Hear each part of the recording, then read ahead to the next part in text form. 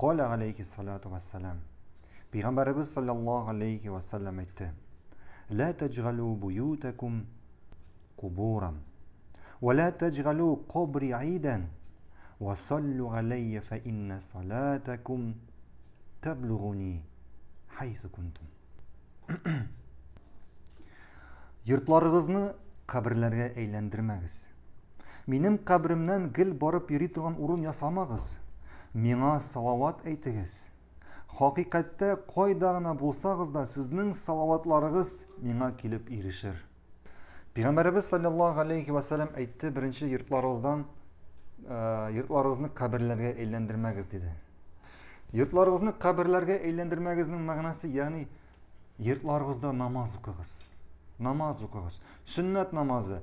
Çünkü farız namazın ir kişi okurga tiyiş koyda meşitte. Başka irler bilen cemaat namazında. Endi sünnet namazların bizning Peygamberimizin sünneti bulup tura sünnet namazların ide oku. En yaxşı sünnet namazı ide okulgan namaz. En yaxşı sünnet namazı ide okulgan namaz. Hem niye kabirlerge eğlendirmezdi? Çünkü kabirlerde namaz okurga yaramay. Kabirlerde namaz okumay. Hem şuna göre okılmay. Hem şuna göre namaz okılmagan yurt kabir şekilli. Kabirge teң. Çünkü bunda namaz okılmay bu yurtta.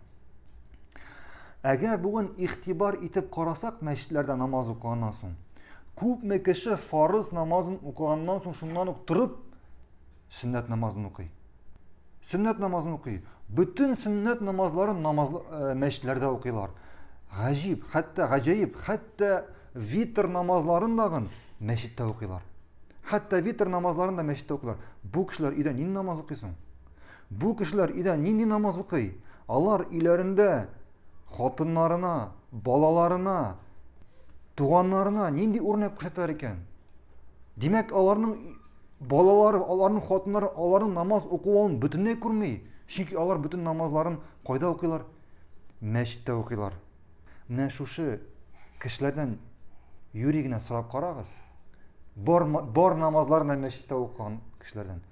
Abi, senin malayın namaz okuyma deyip. Abi senin hatının namaz okuyma deyip. Abi senin ınıkların namaz okuyma deyip. Sorap karagız. Hem kızganışka karşı kubisi yok diyecek. Yok diyecek.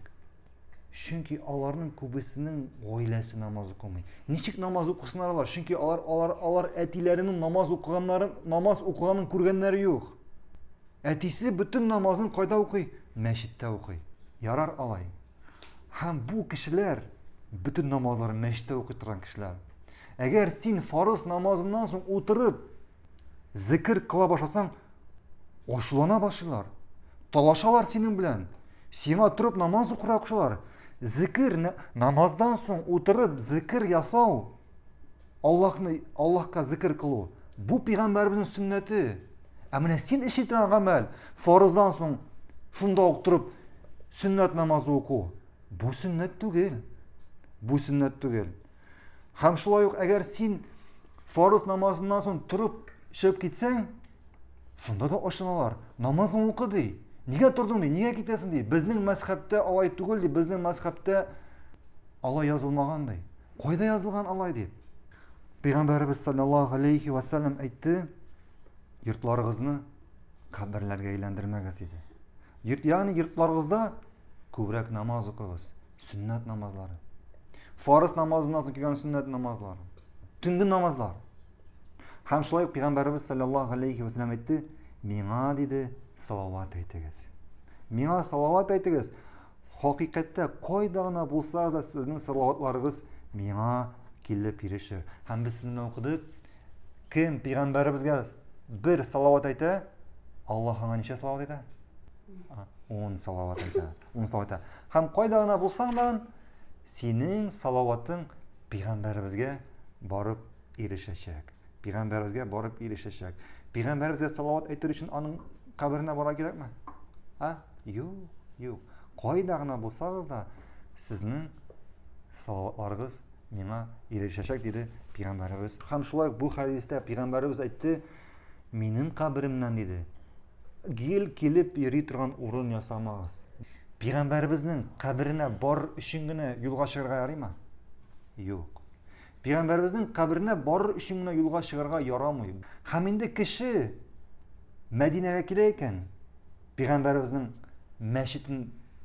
meşitine ziyaret ederken, Peygamberimizin meşitine kilo niyeti bilen kileyken Medine'ye şu vakittaydı meşitke kilgeçtin Peygamberimizin kabrine barıp ana selam bir kütürge yarayı. Lakin onun niyeti neydi buldu? Kabrga kilo mu?